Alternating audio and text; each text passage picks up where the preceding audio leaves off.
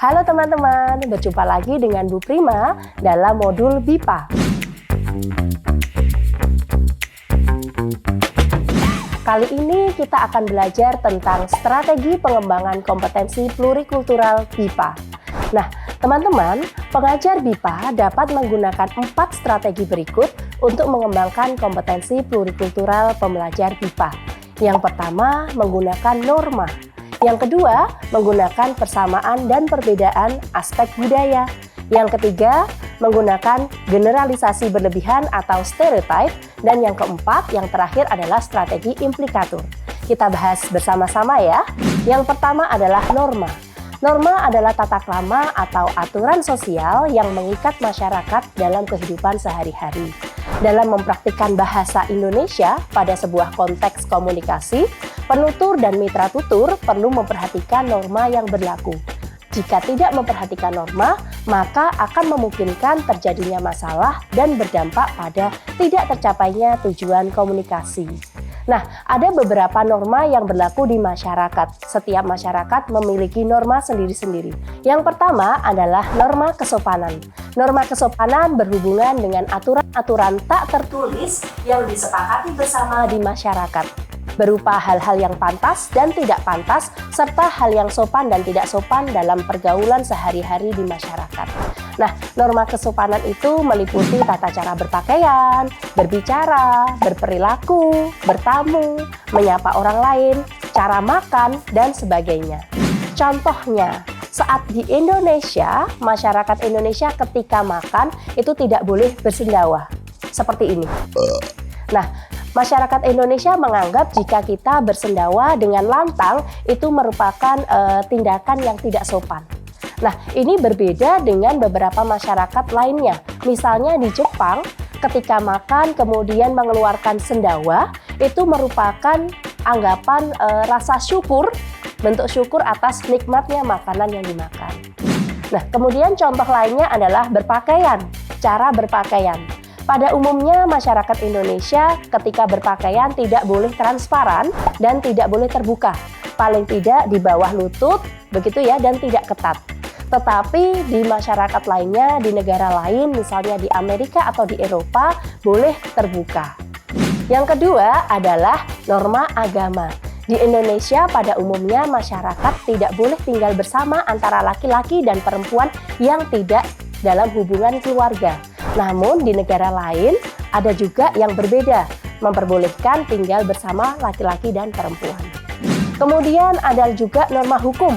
Misalnya di Indonesia ketika mengemudi itu ada di sebelah kiri, tetapi di beberapa negara lain itu ada di sebelah kanan. Nah, itu norma-norma yang perlu diperhatikan. Kemudian strategi yang kedua yang dapat digunakan oleh pengajar BIPA adalah persamaan dan perbedaan aspek budaya. Persamaan dan perbedaan aspek budaya adalah hal-hal yang menjadi komponen budaya, baik sifatnya sama maupun berbeda antara masyarakat Indonesia dengan negara asal pembelajar BIPA. Contohnya, di Indonesia, ketika kita ingin menyapa orang lain, kita menggunakan Pak, Bu, Pak Reka, Bu Bambang, Mbak Ayu, begitu.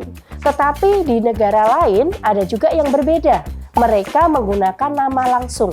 Jadi langsung memanggil, "Hai Bambang, hai Reka, hai Ayu." Itu justru menunjukkan keakraban mereka. Ini merupakan hal yang berbeda.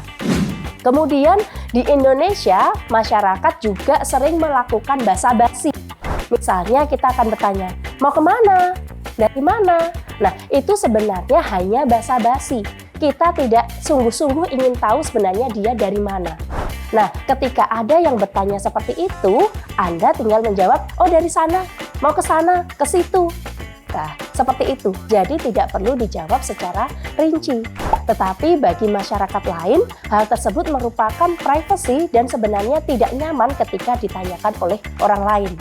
Nah, kemudian ada juga kebiasaan masyarakat Indonesia itu senang sekali jika mengajak foto bersama, selfie ya istilahnya ya. Namun bagi masyarakat dari negara lain, kadang-kadang mereka juga tidak nyaman karena mereka tidak terbiasa untuk memotret bersama-sama. Baik, strategi yang berikutnya, yang ketiga adalah generalisasi berlebihan atau stereotype. Generalisasi berlebihan merupakan kesimpulan secara umum melalui sebuah kejadian, sebuah hal, ataupun yang lainnya. Nah, kesimpulan ini seringkali berdampak pada stereotype atau label yang diberikan kepada orang lain. Contohnya, ketika rapat ataupun kuliah, kadang-kadang teman-teman kita atau ada orang yang terlambat. Nah, biasanya itu disebut jam karet. Nah, agak orang-orang yang menganggap, oh orang Indonesia itu jam karet, biasa, itu budaya Indonesia. Padahal ini sebenarnya hanyalah generalisasi berlebihan ataupun stereotype. Baik, yang keempat, yang terakhir, strategi terakhir adalah implikatur. Implikatur adalah maksud yang terkandung di dalam sebuah ujaran ataupun tuturan, tetapi dinyatakan secara tidak langsung. Nah, dalam keseharian, masyarakat Indonesia sering menggunakan implikatur. Contohnya, ketika di ruangan ini panas sekali, lalu saya sebagai dosen, sebagai pengajar, saya mengatakan kepada siswa saya, panas ya? Nah, sebenarnya ini bukan merupakan kalimat berita atau memberikan informasi bahwa keadaannya panas, tetapi maknanya minta tolong dinyalakan AC, atau dibukakan jendela, atau dibukakan pintu. Oleh karena itu, mitra tutur saya, siswa saya, harusnya sudah mengerti bahwa yang saya maksudkan adalah minta tolong menyalakan AC, menghidupkan AC, ataupun membukakan jendela. Nah, kebiasaan implikatur ini biasanya atau kadang-kadang juga berbeda dengan masyarakat lain. Misalnya di Eropa, komunikasi biasanya lebih sering disampaikan to the point, langsung saja, tidak usah menggunakan implikatur. Nah, contoh lainnya ketika kita implikatur itu seperti ini. Misalnya ada teman kita yang mengajak nonton. Nanti kita nonton yuk. Nah, kemudian dijawab, wah saya masih banyak tugas. Nah, sebenarnya jawabannya ini tidak berhubungan. Ketika ditanya, ayo nonton yuk. Nah, seharusnya jawabannya iya, ayo, atau tidak bisa. Tetapi tadi teman lainnya menjawab dengan, wah tugas saya masih banyak. Nah, ini tidak menjawab secara langsung, tetapi sebenarnya maknanya adalah menolak ajakan.